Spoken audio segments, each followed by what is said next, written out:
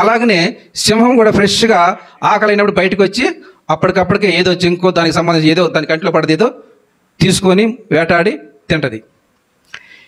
తిని అంతా తింటుంది, ఒకసారి తినలేదు, అంతా తినలేదు, తిన్నవరకు తింటుంది, దానికి సరిపోయి తింటుంది, విడిచిపెట్టి వెళ్ళిపోద్ది కదా, విడిచిపెట్టి వెళ్ళిపోద్ది.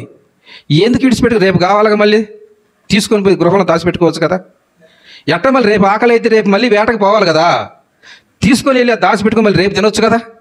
అలా చేయదు మృగం, అలా చేయదు, విడిచిపెట్టిపోవటమే. పోయినప్పుడు మిగతా జంతువులు వచ్చి వాటి ఆకలి తీర్చుకుంటాయి, వాటి ఆకలి తీర్చుకుంటాయి కూడా. మరి ఇప్పుడు మనం ఏం నేర్చుకోవాలి ఇక్కడ?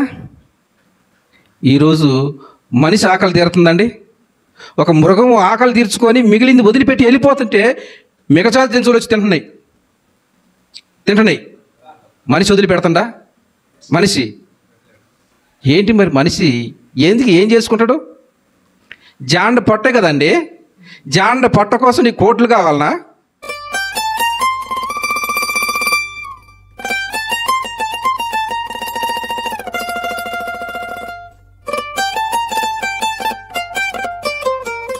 ఓకే అండి, ఈ యొక్క అవకాశం నాకు ఇచ్చినటువంటి ఆ దేవాది దేవునికి ముందుగా కృతజ్ఞతాస్తుతులు చెల్లించుకుంటున్నాను. అదేవిధంగా ఆయన మాటలు విన్న మాటల ప్రకారం బ్రతకాలని ఆశపడి ఇక్కడ కూర్చున్నటువంటి మీ అందరికి కూడా ప్రభువు నామములో వందనములు శుభములు చెల్లిస్తున్నానండి. మంచిదండి. మాది 400 కిలోమీటర్ల నుంచి మేము వచ్చాము ఇక్కడికి. మీరెవరో మాకు తెలియదు, మేమెవరో మీకు తెలియదు. యేసుక్రీస్తు వారు ఒక మాట అంటారు, ఎవరు నా తల్లి, ఎవరు నా సహోదరులు కదా. అసలు ఎప్పుడైనా ఊహించిన ఇన్ని 100 కిలోమీటర్లు వచ్చి మీతో కలిసి దేవుని మాటలు పంచుకునే అవకాశం కలలో కూడా అనుకోలేదు. కానీ దేవుని చిత్తం ఎలా ఉంది? దేవుని పిల్లల్ని దేవుడు ఈ రీతిగా కలుపుతుంటాడు. అవి మనకు తెలియదు. ఎదుగు సమయంలో దేవుడు నడిపిస్తుంటాడు. ఇంకొక మాట ఏంటంటే, మిమ్మల్ని చూస్తుంటే మరొక మాట గుర్తొస్తుంది. కొర్నేలి గారు అపోస్తలుడైన పేతురు గారిని పిలిపించుకొని అందరినీ, తన ఇంటి వారిని, చుట్టుపక్కల ఉన్న వారిని కూర్చొని దేవుడి మాటలు వినాలని ఎంతో ఆశతో, ఆ వచనం కూడా నాకు గుర్తొస్తుంది ఈ సమయంలో. ఓకే, మంచిదండి. మంచి ఆసక్తితో దేవుని యందు భయభక్తులు కలిగి దేవుని మాటలు వినాలని ఆశపడినట్టు మీ అందరికీ మరొకసారి ప్రభునామములో వందనములు తెలియజేస్తున్నాను. కొన్ని మాటలు మనం పరిశుద్ధ గ్రంథం నుంచి నేర్చుకుందామండి. మనం నేర్చుకునేటువంటి పాఠం దైవత్వం కోల్పోయినటువంటి దేవుని పిల్లలు. దైవత్వము కోల్పోయిన దేవుని పిల్లలు. దైవత్వము దేవుని యొక్క తత్వము, అంటే దేవుని యొక్క లక్షణము ఏంటి? మనిషి తత్వం కూడా ఉంది. మనిషి తత్వం, మనిషికి ఉన్నటువంటి లక్షణం ఏంటి? అదేవిధంగా దుష్టత్వం కూడా ఉంది. దుష్టత్వం, దుష్టుని యొక్క తత్వం, దుష్టుని యొక్క లక్షణాలు ఏంటి? ప్రియమైన దేవుని వారలారా, మనిషి దైవత్వాన్ని కోల్పోవటం జరిగింది. ఎప్పుడు జరిగింది, ఎక్కడ జరిగింది అంటే ప్రారంభంలోనే జరిగింది. ఇది ఎక్కడ? ప్రారంభంలోనే జరిగింది. దేవుడు తన పిల్లల కోసము ఈ యొక్క విశ్వాన్ని సృష్టించి, ఈ విశ్వంలో తన పిల్లలైనటువంటి మొదటి మనుషులు ఎవరు? అవ్వ, ఆదాములు ఏదైనా వనంలో పెట్టి సమస్తమును వారికి అప్పగించాడు. కానీ ఏం చేశారు వాళ్ళు? అవాదాములు దేవుని ఆజ్ఞను మీరారు. దేవుడు ఏం చెప్పాడు? పండు తినొద్దు అని చెప్పాడు, అంతే కదా. వాళ్ళకి పెద్ద భారంగా ఆయన పని ఏం చెప్పలేదు. పండు తినొద్దు, పండు తింటే మీరు చనిపోతారు. ఏమండి, అంత భయంకరమైన వార్నింగ్ ఇచ్చినా కూడా వాళ్ళు ఏం చేశారు? దేవుడి మాటని పక్కన పెట్టేశారు. పండు తినక ముందు వారు ఎలా ఉన్నారు? దైవత్వం కలిగిన వారు. వాళ్ళు దైవత్వంలో ఉన్నారు. వాళ్ళు దైవత్వంలో ఉన్నారు లేరు మనకేం ఎలా తెలుసు అంటే, దేవుడు దాదాపు ఒక 80 లక్షల చిల్లర ఈ సృష్టిలో మన ముందు ఉన్నటువంటి జీవరాశుల్ని నేల నుంచి తీశాడు. కానీ పేర్లు పెట్టిండా? పేర్లు పెట్టలేదు. పేర్లు పెట్టింది ఎవరు? ఆదాం పెట్టిండు.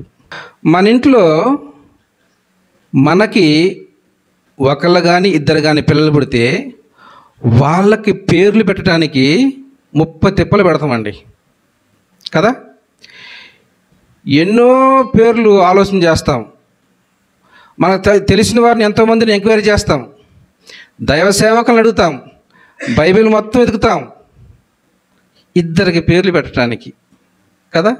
మరి ఆదాంకి అడిదండి ఆ జ్ఞానం ఎక్కడి నుంచి వచ్చింది? ఆదాంకి కొన్ని లక్షలు 80 లక్షల జీవరాశులకి, పక్షులకి, జంతువులకి, పురుగులకి అసలు మనకి ఆదాం పెట్టిన పేర్లలో మనకి % కూడా మనకు తెలియదండి.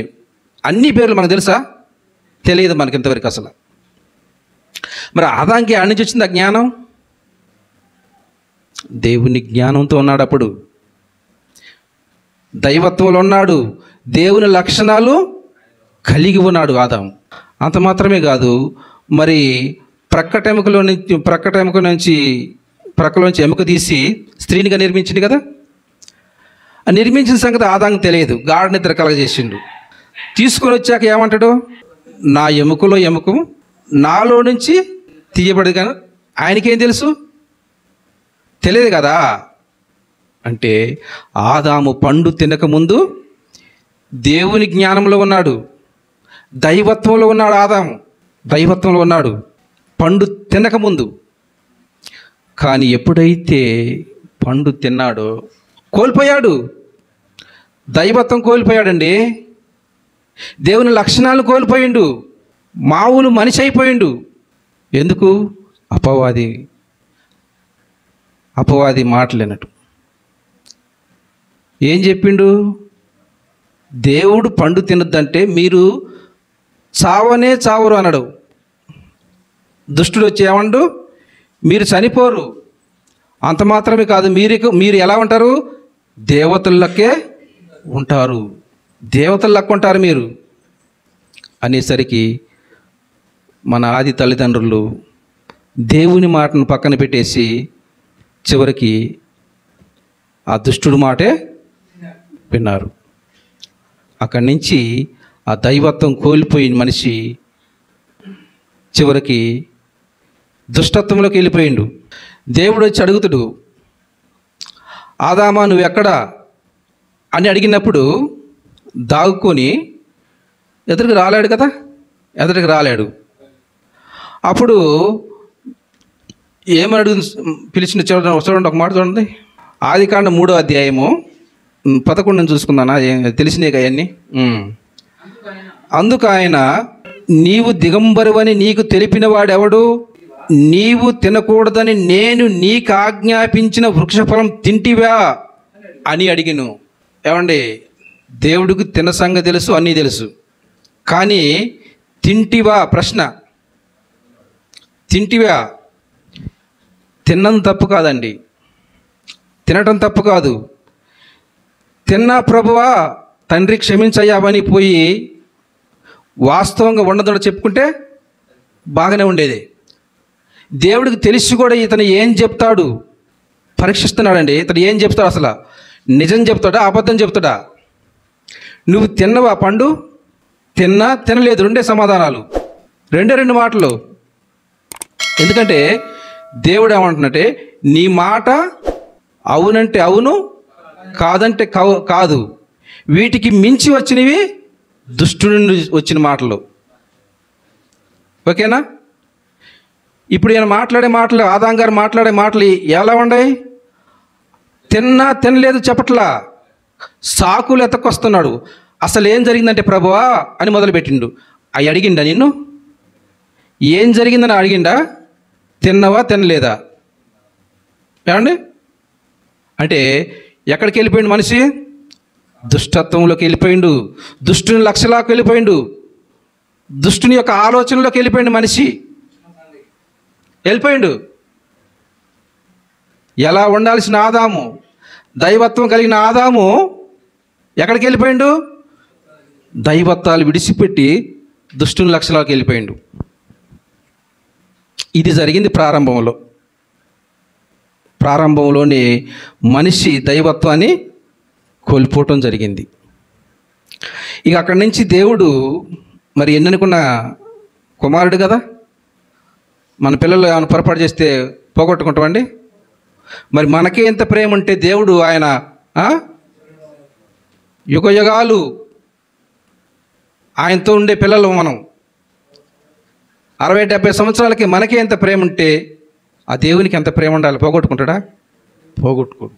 ఏదో ఒక రకంగా చేసి మళ్ళీ తన పిల్లల్ని మళ్ళీ దైవత్వం వైపు మలిపించుకోవాలని ఎన్నో ప్రయత్నాలు చేసిండు. కానీ ఈ మనిషిలో దుష్టుని లక్షణాలు డెవలప్ అయిపోయినాయి. ఎన్ని ప్రయత్నాలు చేసినా కూడా కుదరలా. నోవాహు కాలంకి వచ్చేసరికి పాపము ఎక్కువైపోయిందండి. భూమి మీద పాపం ఎక్కువైపోయింది. ఇంకా ఆ కాలంలో దేవుడు చూసినప్పుడు ఒక నోవాహు కుటుంబం ఒకటే, నోవాహుడు ఒక్కడే నీతిగా కనిపించాడు. దేవుడికి కోపం వచ్చేసింది. ఇక వద్దు, నాకు ఎలాంటి పిల్లలు వద్దు అని దేవుడు ఒక ఆలోచన చేసి జలప్రలయం రప్పించి అందరిని నాశనం చేయటం జరిగింది. ఒక కుటుంబం, ఆ కుటుంబంలో ఎంతమంది? 8 మంది. వారి ద్వారా మళ్ళీ కొత్త సంతానాన్ని తీసుకొచ్చిన దేవుడు.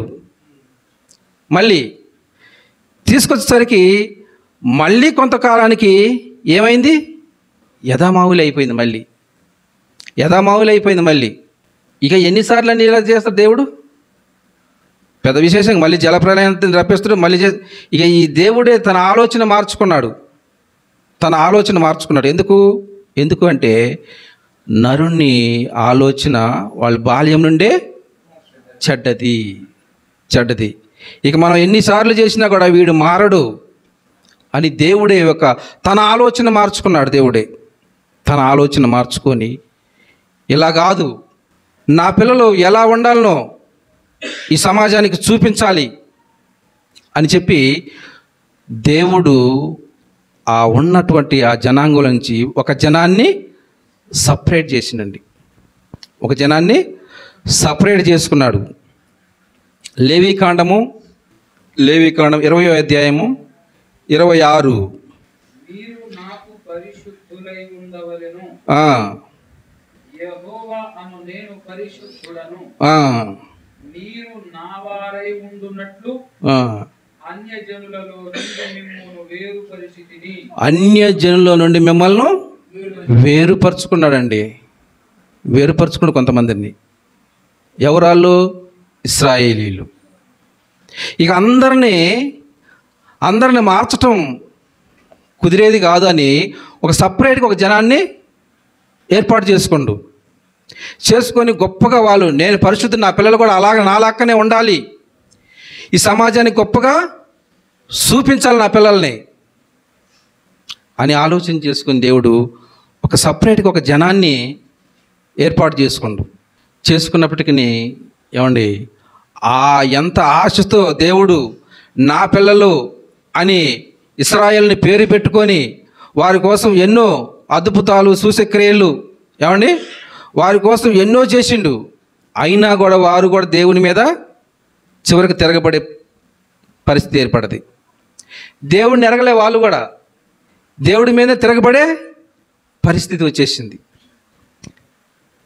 ఇదంతా ఎందుకంటే మళ్ళీ మనుషులు మానవుల్లో ఉన్నదేంది? దుష్టుని లక్షణాలు, దుష్టత్వంలో కొనసాగుతుండే మనిషి. ఇంత దుష్టుని లక్షణాలు ఏంటి? దేవునికి వ్యతిరేకమైనయే దుష్టుని లక్షణాలు, అంతే కదా? దేవునికి వ్యతిరేకమైనయే దుష్టుని లక్షణాలు. దేవుడు ఏమనుకుంటాడు? దేవుడు అంతా మంచి గురించి ఆలోచిస్తాడు, దుష్టుడు చెడు గురించి ఆలోచిస్తాడు. మనల్ని మంచోళ్ళుగా తీర్చిదిద్దాలని దేవుడు ఆలోచిస్తుంటే మనల్ని చెడగొట్టాలని దుష్టుడి ఆలోచన. ద్వితీయోపదేశ కాండము 32వ అధ్యాయము 17 వచనం. 32:17. దేవత్వము లేని దయ్యములకు తామెరుగని దేవతలకు చాలన్న.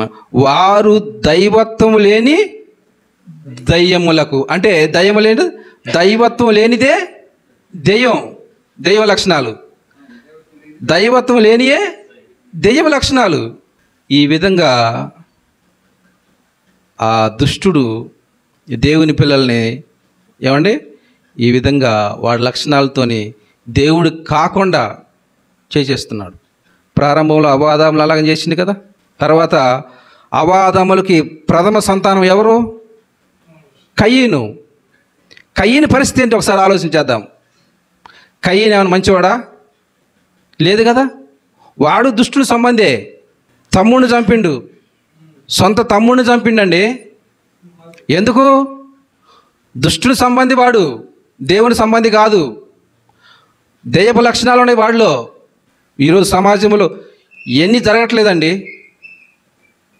అన్నదమ్ముల మధ్య గొడవలు, చంపుకోటాలు, తల్లిదండ్రులను చంపటం. యాడి ఈ లక్షణాలండి? ఇంతకుముందు న్యూస్ ఏమన్నా విందాం, లోకంలో ఏం జరుగుతుందో విందామని చెప్తే కొన్ని మంచి విషయాలు తెలిసేయండి. ఇప్పుడు అన్నీ హత్యలు, నేరాలు, ఘోరాలు. అసలు న్యూస్ కూడా చూడబుద్ధి కావట్లేదు. ఏంది ఇలా మరి అంటే లోకంలో వాళ్ళ లక్షణాలు కలిగిన మనుషులే ఎక్కువైపోయారు. యేసుక్రీస్తు అంటాడు కదా, ఈ అధికారము నాకు ఇవ్వబడింది. ఇప్పుడు ఎవరి అధికారంలో ఉంది? ఈ లోకం దుష్టుని అధికారంలో ఉంది. కయ్యను అలా చేసిండు. చివరికి యేసుక్రీస్తును కూడా మాయ చేయాలని చూసిండు కదా. బాప్తీసం తీసుకొని 40 రోజులు ఉపవాసం ఉండి మంచి ఆకలిగా ఉన్నప్పుడు మరి అరణ్యంలోకి పోయినప్పుడు ఏమని మాట్లాడతాడు? నువ్వు దేవుని కుమారుడు అయితే ఈ రాళ్లను రొట్టెలుగా చేసుకొని తిను అంటే అక్కడ 3 ప్రశ్నలు వేస్తాడండి యేసుక్రీస్తు వారికి. ఈ అధికారం నాకు ఇవ్వబడింది, నువ్వు నాకు సాగిలపడి నమస్కారం చేస్తే నీకు ఇచ్చేస్తానంటాడు. అంటే వాడు యేసుక్రీస్తు మనస్సు కూడా మారవాలని చూసిండు. యేసుక్రీస్తు మనస్సు కూడా మార్చాలని చూసిండు. కానీ సాధ్యపడక విడిచిపెట్టి వెళ్ళిపోయి ఏం చేసిందంటే, యేసుక్రీస్తు వల్ల అయితే కాలేదు కానీ, మార్చడం కాలేదు కానీ, యేసుక్రీస్తు శిష్యుల్లో ఒకరిని పట్టేసిండు. వాడైపోయింది, బలయ్యిండు. ఇస్కరియోతు యోధ జీవితం ఆగం చేసుకుంటండి. ఎలాంటి జీవితం? శిష్యులందరిలో అగ్రగణ్యుడిగా ఉండాల్సిన శిష్యులు ఏం చేశారు? ఎన్నో అద్భుతాలు, సూచక్రియలు చేశారు శిష్యులు. ఇతను కూడా చేయాల్సినోడే కదా. చనిపోయిన వారు లేపారు, కుంటి వారిని బాగు చేశారు, గుడ్డి వారిని బాగు చేశారు, చెవిటి వారిని బాగు చేశారు, చనిపోయిన వారిని సైతము లేపారు శిష్యులు. అదే ఇస్కరియోతు యోధ బ్రతికుంటే పరిస్థితి ఏంది? ఇతను చనిపోయిన వాడిని లేపేవాడే, కానీ చివరికి ఇతనే చచ్చిపోయింది. చూసినా అంటే దుష్టుడు మనస్సులు ఎలా మారుతున్నాడో.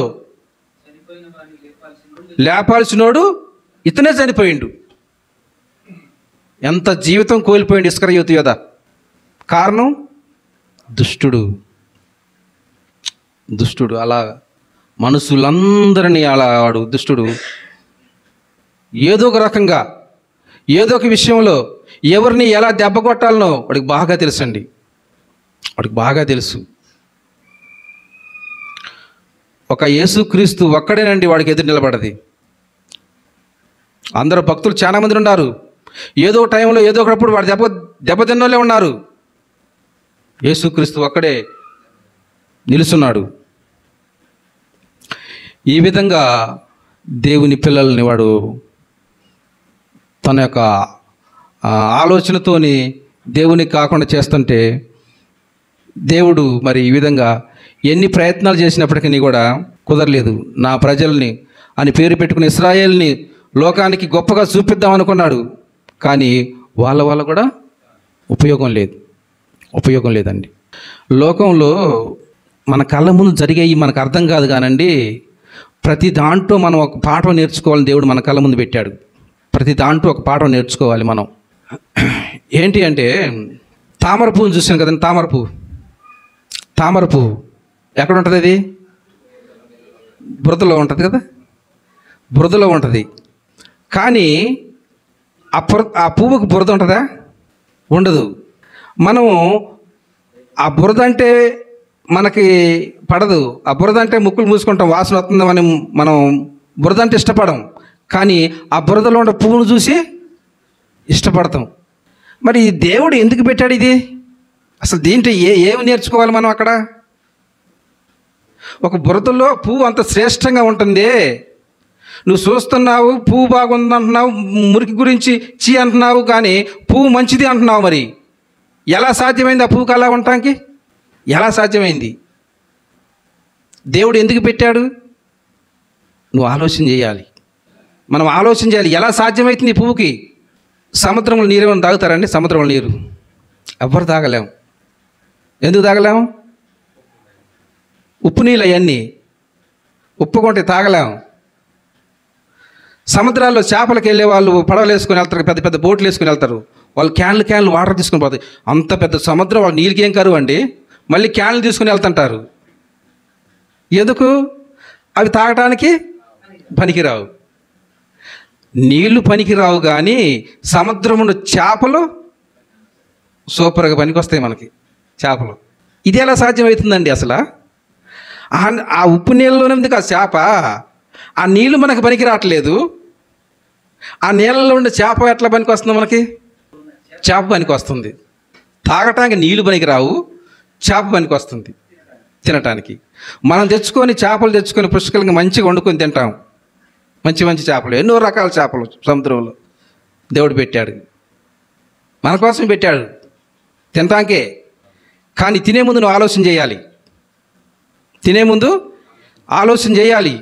తిను మంచిదే, కానీ ఇది ఎలా సాధ్యమైంది? ప్రియమైన దేవుని వారలారా, ఇలాంటి ఎన్నో మన కళ్ళ ముందు పెట్టి దేవుడు మనకు ఒక పాఠాన్ని నేర్పించాలి. ఎలాగైనా కొంచెం ఆలోచన చేసి జ్ఞానం నేర్చుకుంటారేమో అనేక రకమైన ప్రయత్నాలు, కానీ మనం చూస్తున్నాం, కానీ వాటి గురించి మనం ఆలోచన చేయట్లేదండి. యోబు గ్రంథంలో ఒక మాట ఉంటుంది, చూద్దామండి. యోబు గ్రంథం 12వ అధ్యాయము 8వ వచనం అండి. భూమిని గూర్చి ధ్యానించిన యెడల అది నీకు బోధించును. అంటే భూమి కూడా మనకు బోధిస్తుంది అంటున్నాడు దేవుడు. పంచభూతాల్లో భూమి ఒకటి. ఆ భూమి కూడా మనకు బోధిస్తుందా? ఆ భూమిని చూసి కూడా మనం నేర్చుకోవాలి, మరి తప్పదు. అలా మారిపోయింది మనిషి పరిస్థితి, మానవుని పరిస్థితి అలా మారిపోయింది. ఇక కింద ఇంకేమంటారు? సముద్రములోని చేపలను నీకు దాన్ని వివరించును. సముద్రంలో చేపలు కూడా మనకి వివరిస్తాయి అటండి. ఏంటండి, ఎక్కడ ఉండాల్సిన మనిషి ఎక్కడికి వచ్చేసింది? అసలు జీరో అయిపోయిందండి లోకంలో మనిషి. దైవత్వం కలిగిన మనిషి, దేవుని లక్షణాలు దేవుని కలిగిన మనిషి, నా స్వరూపమందు నరుని ఎలా సూచించండి? తన స్వరూపమందు, దేవుని స్వరూపం సాక్షాత్ మనం. ఏమైపోయిందండి మనిషి? జీరో అయిపోయిండు. ప్రతి దాన్ని చూసి నేర్చుకోమంటున్నాడు. 7వ వచనం చూడండి, 7వ వచనం. అయినను మృగములను విచారించుము, అవి నీకు బోధించును. అబ్బాబా, మృగాలు కూడా మనకు బోధించే పరిస్థితి. అసలు మృగం అంటేనే ఈడేంట్రా అసలు మృగంలా మారిపోయాడు. అంటే మనిషి కంటే చాలా తక్కువది. మృగం అంటే చాలా నీచంగా చూస్తాం మనం. కొంతమంది తప్పులు చేసేటప్పుడు ఈడు మనిషా మృగమా అంటాం కదా. వీడు మనిషా మృగం అసలు అంటే మృగం అంటే చాలా తక్కువది మనకంటే. ఇప్పుడు ఏమంటున్నాడు? మృగములను విచారించుము, అవి నీకు బోధిస్తాయి. మృగములను కూడా విచారం చేయమంటున్నాడండి. మనకి మృగాలను విచారం చేయమంటున్నాడంట. ఏం చేద్దాం మృగాలంటే? మృగం అంటే ఏంటి అండి? అడవిలో క్రూర మృగాలు ఉంటాయి, పెద్ద పులి, సింహము, వీటిని మృగాలు అనేది ఉంటాయి కదా. అడవిలో అడవి మొత్తానికి రాజు ఎవరు? సింహం అంటారు కదా. అవి మృగాలే కదా. వాటిని విచారణ చేయమంటున్నాడు. విచారణ చేస్తే మనకు అర్థమయ్యి ఏంటి, ఏ మృగం గురించి, సింహం గురించి మనం విచారణ చేద్దాం. సింహం ఆకలైనప్పుడు తన గృహంలో నుంచి బయటకు వస్తుంది కదా, భోజనం కోసం వచ్చి అప్పటికప్పుడే సింహం అంటే అప్పటికప్పటికే ఫ్రెష్గా వేటాడి తింటదంట. మనం కూడా కొంతమంది ఇప్పుడే ఎందుకు భోజనం, తినేటప్పుడు వండుకుందాంలే, ఫ్రెష్గా వేడి వేడి తిందాంలే అనుకుంటాం కదా. అలాగనే సింహం కూడా ఫ్రెష్గా ఆకలైనప్పుడు బయటకు వచ్చి అప్పటికప్పటికే ఏదో జింకో దానికి సంబంధించి ఏదో దాని కంటిలో పడదు ఏదో తీసుకొని వేటాడి తింటది. తిని అంతా తింటది, ఒక్కసారి తినలేదు, అంతా తినలేదు, తిన్నవరకు తింటది, దానికి సరిపోని తింటది, విడిచిపెట్టి వెళ్ళిపోద్ది కదా. విడిచిపెట్టి వెళ్ళిపోద్ది. ఎందుకు విడిచిపెట్టి? రేపు కావాలిగా మళ్ళీ తీసుకొని పోయి గృహంలో దాచిపెట్టుకోవచ్చు కదా. ఎట్ట మళ్ళీ రేపు ఆకలి అయితే రేపు మళ్ళీ వేటకు పోవాలి కదా, తీసుకొని వెళ్ళి దాచిపెట్టుకొని మళ్ళీ రేపు తినొచ్చు కదా. అలా చేయదు మృగం, అలా చేయదు, విడిచిపెట్టిపోవటమే. పోయినప్పుడు మిగతా జంతువులు వచ్చి వాటి ఆకలి తీర్చుకుంటాయి, వాటి ఆకలి తీర్చుకుంటాయి కూడా. మరి ఇప్పుడు మనమేం నేర్చుకోవాలి ఇక్కడ? ఈరోజు మనిషి ఆకలి తీరుతుందండి. ఒక మృగం ఆకలి తీర్చుకొని మిగిలింది వదిలిపెట్టి వెళ్ళిపోతుంటే మిగతా జంతువులు వచ్చి తింటున్నాయి. మనిషి వదిలిపెడుతుండా? మనిషి 10 లక్షలు ఇస్తే నాకు సరిపోతాయి అంటాడు ఎవడన్నా? అంటారండి? 10 లక్షలు కాదు, 10 కోట్లు ఇచ్చినా కూడా నాకు చాలు అనే మాట మనిషిలోంచి రాదు. వస్తుందా ఎవరికన్నా? ఈ భూమి మీద లేడండి అలా అంటాడు అనేవాడు, అలా అనేవాడు లేడు భూమి మీద. నాకు చాలు అనేది లేడు. ఏంటి మరి మనిషి ఎందుకు ఏం చేసుకుంటాడు? జాండ పొట్టే కదండి. జాండ పొట్ట కోసం నీకు కోట్లు కావాలనా? చూడు, మృగాలను చూడు, అవి నీకు బోధిస్తాయి. వాటిని చూసి విచారణ చేయి, వాటి గురించి ఆలోచన చేయి. ఎందుకు ఆ విధంగా సంపాదించుకుంటావు? ఏం చేసుకుంటావు? నువ్వేమైనా గ్యారంటీ ఉందా 100 సంవత్సరాలు బతుకుతావని? తెల్లారితే మనం ఉంటాం, మనకి గ్యారంటీ లేని బ్రతుకులు మనవి.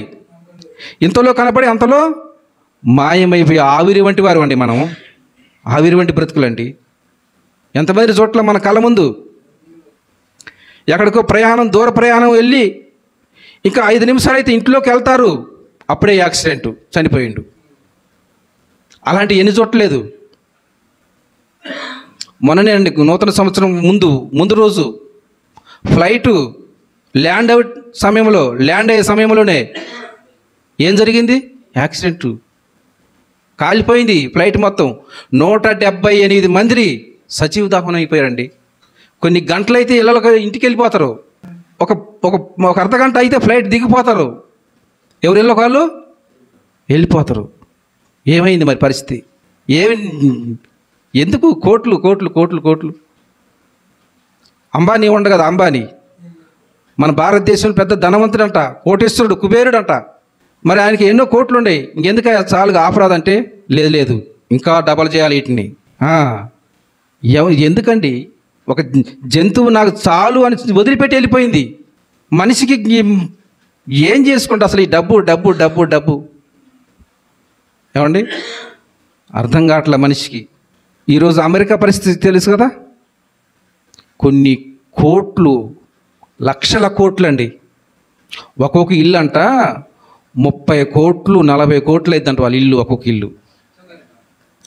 కొన్ని వేల ఇల్లులు బూడిదైపోయినాయండి. చిన్నోళ్ళం కదా, పెద్ద వాళ్ళు రోడ్డును పడ్డారు. ఏం చేసుకుంటారు డబ్బు? మృగాలను చూసి విచారణ చేయండి. మృగాలను చూసి ఇంకా ఆకాశ పక్షుల్ని విచారించుడి. ఆకాశ పక్షుల్ని విచారించుడి, అవి నీకు బోధ తెలియజేయను. ఆకాశ పక్షుల్ని కూడా చూసి నేర్చుకోమంటున్నాడండి. ఏంటండి మనిషి అసలు? ప్రారంభంలో వీటినన్నిటిని నువ్వు వేలు అని చెప్పాడండి దేవుడు. నువ్వు వేలు వీటిని ఆదాం కాళ్ళ కింద పెట్టిందండి. వీటిని చివరికి వచ్చేసి వీటిని గురించే వీటితోనే నీకు పాఠం నేర్పిస్తున్నాడు. ఆకాశ పక్షులను చూడి, అవి విత్తవు కోయవు. ఇంకంతేనా? సేమను కూడా వదిలిపెట్టలేదండి. మనం నడుస్తుంటే ఎన్నో సేమలు చనిపోతాయి మన కాళ్ళ కింద పడి కదా. సేమను చూసి కూడా నేర్చుకో అంటున్నాడు. సేమల దగ్గరికి వెళ్ళు, జ్ఞానం నేర్చుకో. వాటికి నాయకుడు లేడు, అయినా క్రమం చూడు నువ్వు. అసలు ఈ మనిషి జీరో అయిపోయింది కదా, ఆగపట్ల మనిషి. ఏ స్థాయిలో ఉండాల్సిన మనిషి యాడికి వచ్చిండండి, ఏమండి ఇలా అంటే ఈ విధంగా దేవుడు అనేక విషయాలు మనకు నేర్పించాలని ప్రయత్నం చేసినా కూడా మనిషి ఏమైపోయిందంటే చూస్తుండగానే ఆలోచన చేయట్లా, దేని గురించి ఆలోచన చేయట్లా, అనమకిస్తుండగానే ఆలోచన చేయట్లా. చివరికి మనిషి దేవుడి ముందు ఎలా అయిపోయాడు? గుడ్డోడు లెక్క అయిపోయాడండి. ఒక చెవిటోడు గుడ్డోడు లెక్క అనిపిస్తున్నాడు దేవుడి ముందు. చెవిటోడి ముందు ఎన్ని మాట్లాడితే ఉపయోగం ఏముంటుంది? గుడ్డోడి ముందు ఏమి రాసిస్తే పట్టుకు ఉపయోగం ఉంది?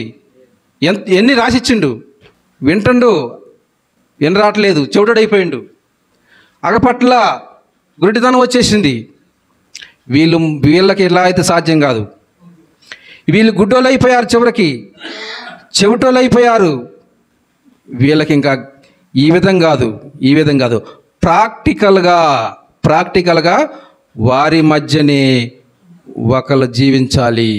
అర్థమవుతుంది? బాగా వినాలండి, కొంచెం లేట్ అయినా ఇబ్బంది పడబాకండి.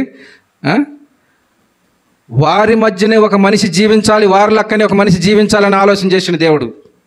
ఎందుకు?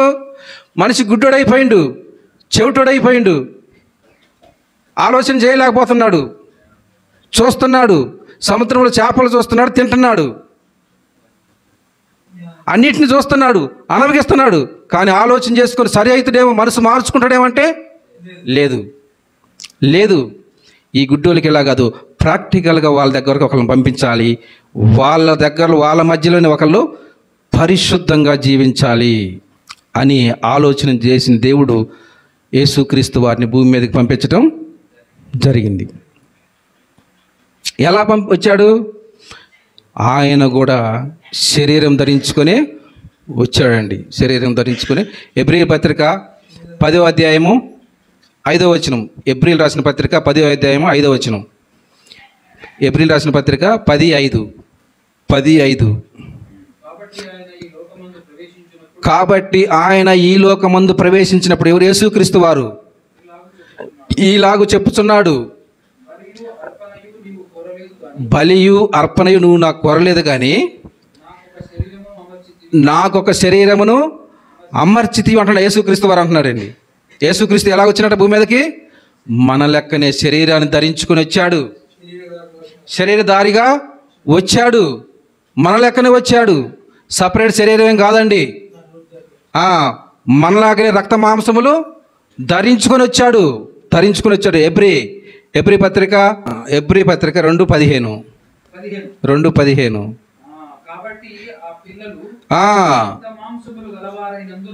కాబట్టి ఆ పిల్లలు రక్త మాంసములు గలవారైనందున ఆ ప్రకారమే మరణము యొక్క బలము గలవానిని అనగా అపవాదిని మరణము ద్వారా నశింపజేయుటకును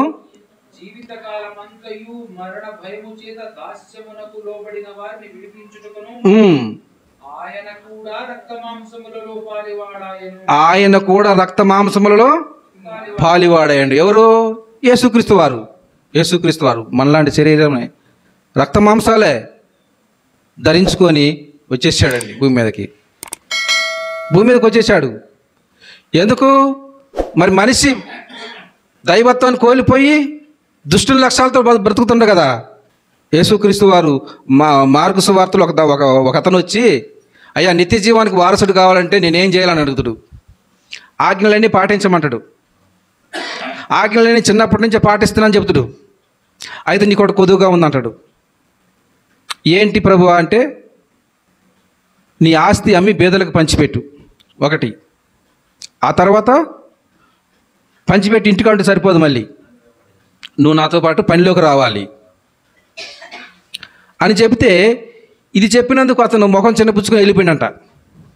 అప్పుడు శిష్యులు అంటారు, ప్రభువా ఏంటి ఇలాగైతే అంటే, అప్పుడు యేసుక్రీస్తు వారు అంటాడు, సూది బెజ్జములు ఒంటైన దూరిద్దేం కానీ ధనవంతుడు ప్రవేశించటం దుర్లభము, అవకాశం లేదంటాడు. మరి ఇలాగైతే ఎవరు మరి ఎవరికి సాధ్యం ఇది? నువ్వు ఇంత కఠినంగా ఇంత ఖచ్చితంగా మాట్లాడుతున్నావు, ఇది ఎవరికి సాధ్యమైంది, ఎవరికి వల్ల అయింది ఇది అంటే ఆయన అంటే యేసుక్రీస్తు అన్నాడు, ఇది మనుషులకు అసాధ్యమే, మనుషులకు అసాధ్యమే, మనిషికి అసాధ్యమే, దేవునికి సమత్వము సాధ్యము. దేవునికి అసాధ్యమేది లేదు, మనిషికి అసాధ్యము, దేవునికి సమస్తము సాధ్యము. అంటే ఇప్పుడు మనిషి ఏం కావాలి? మనిషిగా ఉంటే ఏమీ చేయలేవు నువ్వు.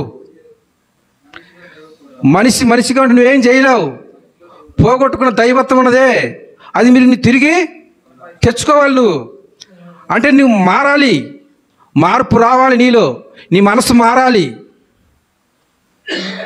మనసు మారాలండి, మనిషి మార్పు చెందాలి. మార్పు చెందాలంటే బట్టల మార్పు కాదండి, ఆకారంలో మార్పు కాదు, మనసులో మార్పు రావాలి, మనసు మారాలి. గొంగళి పురుగు ఉంది కదా, గొంగళి పురుగు గురించి తెలుసమ్మా? అది ఎలా ఉంటుంది చూసారా? నల్లంగా బొచ్చుకుంటుంది కదా, అది ఇంట్లోకి వస్తే మనకు అసహ్యం, పట్టుకొని కూడా పట్టుకోలేము కదా, దాని ఇంట్లోంచి బయటికి తీసేస్తాం. కానీ మరి సీతాకోలకు చిలకలు తీసుకొచ్చి మన ఇంట్లో పెట్టుకుంటాం, మన రూముల్లో మన గోళ్ళకు అందంగా ఉంటుంది పెట్టుకుంటాం. అన్నయ్య మంచిగా డ్రాయింగ్ వేసిండు ఆడ, అది సీతాకోక చిలకలు కూడా వేసేవాడు, మర్చిపోయింది ఎందుకు కానీ. ఎంత బాగుంటాయండి సీతాకోక చిలకలు. ఎక్కడి నుంచి వచ్చింది అది? గొంగళి పురుగులో నుంచి వచ్చింది. పాత జీవితం ఏంటది? అసహ్యకరమైన జీవితం కదా అది. మరి గొంగళి పురుగు మారిందే, దానికి సాధ్యమైందే, నీకెందుకు సాధ్యం కాదు? మనుషులకు అసాధ్యమే, కానీ మనిషిగా ఉంటే అసాధ్యమే, వాస్తవమే నేను చెప్పేది. కానీ మనిషి మారాలి. ఒక గొంగళి పురుగు సీతాకోక చిలకలా మారింది నీ కళ్ళ ముందు, నువ్వు చూస్తున్నావు. మరి నువ్వు మారవా? చూసి ఆనందించడం నీ పని, నువ్వు మారవా? మారాలనేనండి. ఇవన్నీ ఎందుకు పెట్టిండు? యాడొక్కడ కొద్దిగా నీకు ఏదంగా ఒక రాయి తగిలితే అండి, ఏదంగా ఒక రాయి అని తగిలితే అంటారు కదా. ఎన్ని పెట్టిండని మన కోసం. ఎక్కడన్నా కూర్చొని ఆలోచన చేస్తాడేమో, ఏదో ఒకటి తగిలిద్దేమో, మనసు మారిద్దేమో. నా కుమారుడు మరి పరిశుద్ధంగా ఉంటాడేమో. ఎలాంటి జీవితం అండి ఏమండి? దేవుడు ఎలా ఉన్నాడు? దేవుడు ఏమై ఉండండి? యెషయా గ్రంథం 6 అధ్యాయం 3 వచనం. యెషయా 6 అధ్యాయం 3 వచనం. వారు సైన్యములకు అధిపతి యెహోవా పరిశుద్ధుడు. దేవుడు మన కన్నతండ్రి ఎవరు? పరిశుద్ధుడు ఆయన పరిశుద్ధుడు. మరి పరిశుద్ధుడైన తండ్రి ఏమని కోరుకుంటున్నాడు? తన పిల్లల గురించి ఏం ఆలోచన చేస్తున్నాడు? లేవియా కాండము 11వ అధ్యాయం 11:44 నేను మీ దేవుడునైన యెహోవాను, నేను పరిశుద్ధుడను గనుక మీరును పరిశుద్ధులై ఉండునట్లును మిమ్మల్ని మీరు పరిశుద్ధపరచుకొనవలెను. 45 నేను మీకు దేవుడనై ఉండుటకు ఐగుప్తు దేశములో నుండి మిమ్మును రప్పించిన యెహోవాను, నేను పరిశుద్ధుడను గనుక మీరును పరిశుద్ధులు కావలెను. నేను పరిశుద్ధుడను గనుక మీరును పరిశుద్ధులు కావలెను. అదే మాట పేతురు రాసిన పత్రికలో కూడా ఉంటుందండి. నేను పరిశుద్ధుడనైన ప్రకారం మీరును పరిశుద్ధులై ఉండవలెను. చూడండి, దేవుడు తన పిల్లల గురించి ఏం ఆలోచిస్తున్నాడు చూడండి. నేను పరిశుద్ధునై ఉన్నాను, మీరు కూడా, నా పిల్లలు కూడా పరిశుద్ధులుగా ఉండాలి. ఏమండి, ఒక కూలి చేసుకున్నాడు ఏమని ఆలోచిస్తాడండి? తన పిల్లగాడు చదువుకొని గొప్ప ఆఫీసర్ కావాలని ఆలోచిస్తాడు. ఏమండి, చిన్న చిన్న ఆటో డ్రైవర్ కానీ రిక్షా వాళ్ళు కానీ ఏమన్నా నా పిల్లగాడికి రిక్షా తూగితే సరిపోద్ది అనుకుంటాడా? ఆటో డ్రైవర్ నా పిల్లగాడు ఆటో తోలితే సరిపోద్ది అనుకుంటాడా? అనుకోడు. నా పిల్లగాడు డాక్టర్ కావాలనుకుంటాడు, నా పిల్లగాడు ఇంకా ఐఏఎస్ కావాలంటాడు, ఐపీఎస్ కావాలంటాడు. తప్పేం లేదు. మనిషి ఇలా ఆలోచిస్తే మరి దేవుడు నా పిల్లలు పరిశుద్ధులు నా లెక్కనే ఉండాలి, నా లెక్కనే బ్రతకాలి నా పిల్లలు. ఎంత మంచి తండ్రి అండి. ఏమండి, మనకి పోయినటువంటి ఆ ఏదైనా వనములో ఆదాము ద్వారా పోయినటువంటి పరిశుద్ధతను తిరిగి మనకి ఇవ్వాలని ఎన్నో ప్రయత్నాలండి. ఇవన్నీ కూడా దైవత్వం కోల్పోయిన దేవుని పిల్లలు ఆ దైవత్వం తిరిగి మళ్ళీ నా పిల్లలకు ఇవ్వాలి, నా కాడికి చేర్చుకోవాలి నా పిల్లలని ఎన్నో ప్రయత్నాలు. ఇవన్నీ ఎన్నో ప్రయత్నాలండి. అందుకే యేసుక్రీస్తుని భూమి మీదకి రప్పించి ఎవరు బ్రతకలేరంటే ఎందుకు బ్రతకలేరు? చూడండి, యేసును చూడండి. మీలాంటి శరీరం ఇచ్చి పంపించాను, చూడండి, ఆయన వైపు చూడండి. ఆయనకు సాధ్యమవుతుంది, నీకెందుకు సాధ్యం కాదు? సపరేట్గా ఏం పంపించలేదు కదా, మనలాంటి రక్త మాంసాలే కదా. మరి ఎలా సాధ్యమైంది ఆయనకి? ఒకసారి ఆలోచన చేయండి ఆయన గురించి అని. మన మధ్యకే యేసుక్రీస్తు వారిని పంపించాడండి, మన మధ్యకే పంపించాడండి. మనకు మాదిరిగా పేతురు రాసిన మొదటి పత్రిక 2వ అధ్యాయం 21వ వచనం, క్రీస్తు కూడా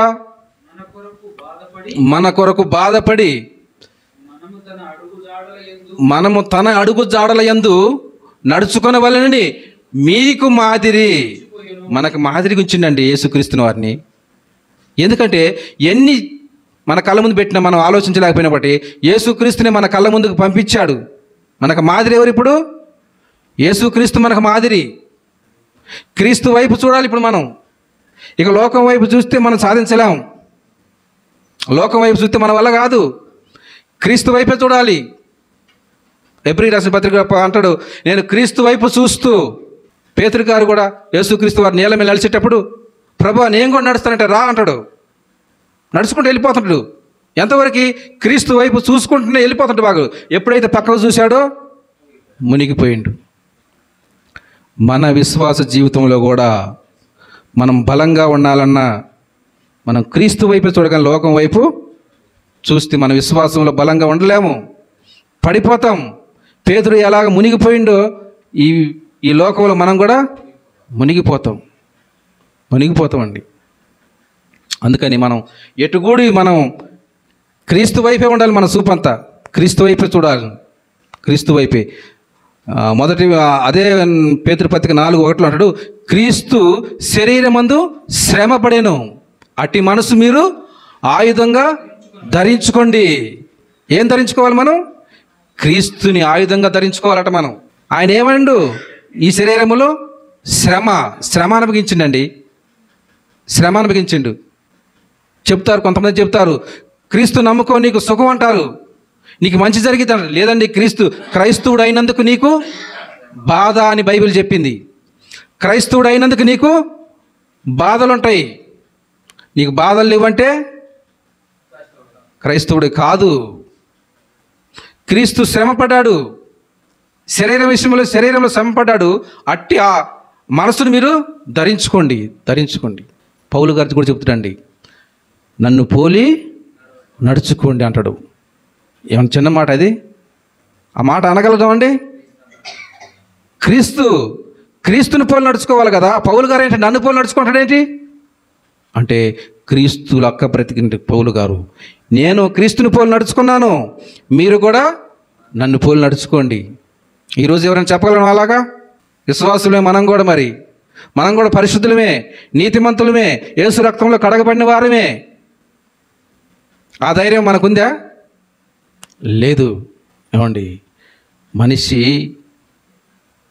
సాధ్యం కావట్లేదు అంటున్నాడు కాబట్టి దేవుడు ఎందుకు సాధ్యం కాదు నీకు అని తన ప్రియకుమారుని పంపించి మనలాంటి శరీరం ధరింపజేసి దేవుడు పంపించాడు. దేవుడు రాలేదు. చాలామంది దేవుడు వచ్చాడు అనుకుంటున్నారు. దేవుడు కాదు వచ్చింది, దేవుడు తన కుమారుని పంపించాడు భూమి మీదకి. దేవుడే వచ్చిందని అంటున్నారు. ఇక ఏం చెబుదాం వీళ్ళకి? ఏమండి, దేవుడెవరో తెలియదు, కుమారుడెవరో తెలియకుండానే ఈరోజు సాతానుగాడు మనోనేత్రాలు మూసేసిండు. అంతా ఒకటే అంటున్నాడు, అంతా ఒకటే అంటున్నాడు. లేదండి, దేవుడు ఉన్నాడు పరలోకంలో. ఇక్కడికి వచ్చింది కుమారుడు మాత్రమే. ఆయన కుమారుడే వచ్చిన, ఆయన కుమారుడు దేవుడు కాదు. లోకమేమి దేవుడు అంటుంది. కొంతమందిరే ఈ జ్ఞానం కొంతమందిలోనే ఉందండి, అందరిలో లేదు అని కొరింథీ పత్రికలో అన్నాడు. అందరిలో ఈ జ్ఞానం లేదు, కొంతమందిలోనే ఉంది. వారు ధన్యులు. ఇది తెలుసుకున్న వాళ్ళు ధన్యులు. పేతురు అంటాడు యేసుక్రీస్తు వారు, నా గురించి ఎవరని చెప్పుకుంటున్నారు జనులు, మీరేమంటున్నారు పేతురు అంటే, అయ్యా నువ్వు సాక్షాత్ దేవుడి కుమారుడు అంటే పేతురుని మెచ్చుకున్నాడు. ధన్యులండి. ఇది అర్థం కావాలంటే దేవుడు ఆకర్షించాలండి. యేసుక్రీస్తు చెప్తాడు, నా తండ్రి ఆకర్షిస్తేనే తప్ప నా దగ్గరికి ఎవడు రాలేడు. ఈరోజు ఒకరినొకరు ఇది ఆకర్షిస్తుందండి. ఇది ఆకర్షించబట్టే మీరెవరు, నేనెవరు, భగవందాస్ అనేవరు, ఎక్కడోలో ఉంది మనందరం. ఎక్కడెక్కడోలం. మన ఆలోచన ఇదేమన్నా ఎప్పుడన్నా అనుకున్నాం? అసలు రాత్రి 12 గంటలకు ఫోన్ చేసి చెప్పిండండి నాకన్నా. మంచి నిద్రలో ఉన్నాను. నేను చెప్పేవాళ్ళు ఒక రోజు 2 రోజులు ముందు చెప్తారు కదండి.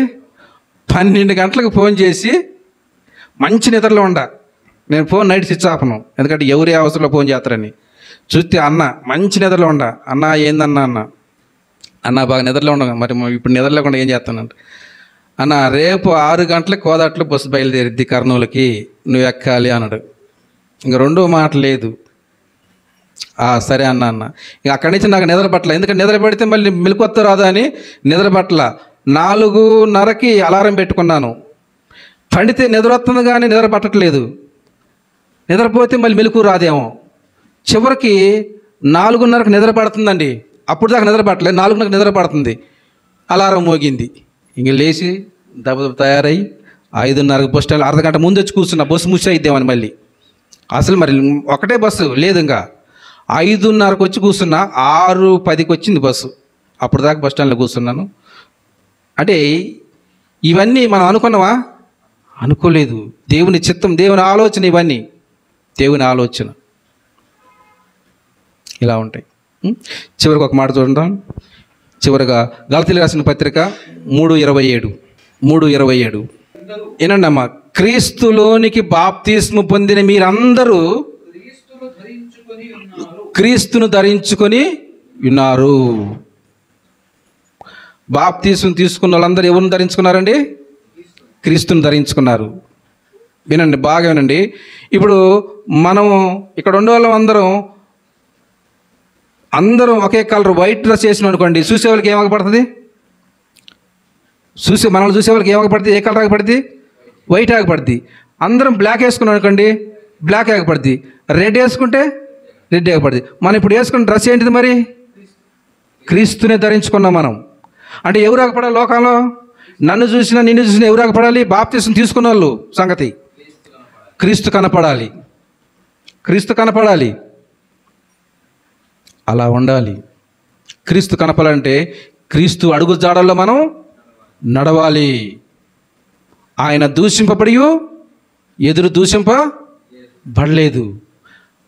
ఆయన తిరిగి ఎవరిని తిట్టలేదు, ఎవరిని ఒక మాట అనలేదు. ఆయన అనకపోగా తండ్రి వీరేం చేస్తున్నారు, వీరిని క్షమించు అన్నాడు.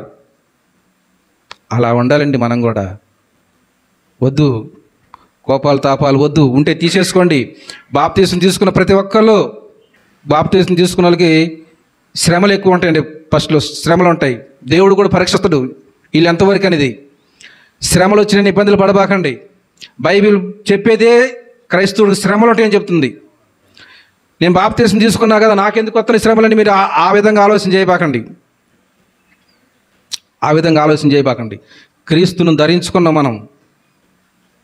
మనం ఎవరు అంటే, ఒక రకంగా చెప్పుకోవాలంటే లోకంలో సచ్చిన శవంతో సమానం అండి. ఏది శవంతో పోలుస్తుంది అనుకుంటున్నారా? మరి అంతే. మరి శవాన్ని తిడతాం. శవాన్ని దగ్గర తిడితే తిట్టిద్దా? తిట్టదు. కొట్టిన అనుకో లేచి కొట్టిద్దా? మళ్ళీ కొట్టదు.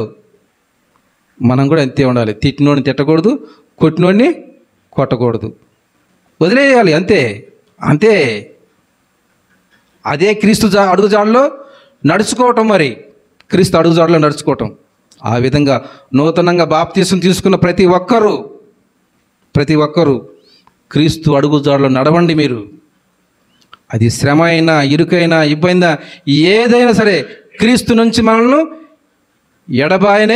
ఎడబాయకూడదు.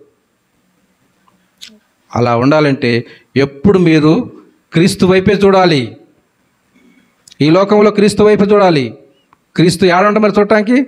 పరిశుద్ధ గ్రంథంలో ఉండు. పరిశుద్ధ గ్రంథాన్ని దావీదు గారు అంటాడు, నేను దివారాత్రులు దీన్ని ధ్యానించుతున్నాను.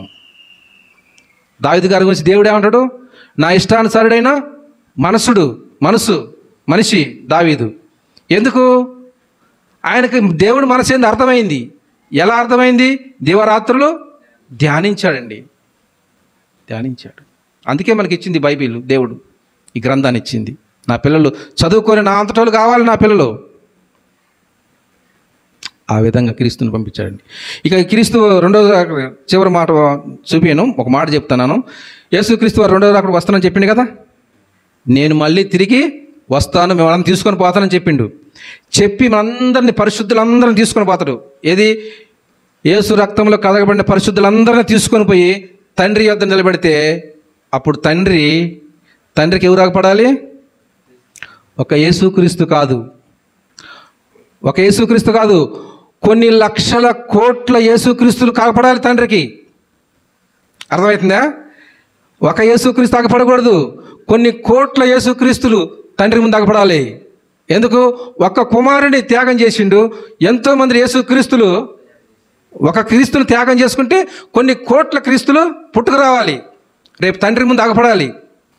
అది విషయం.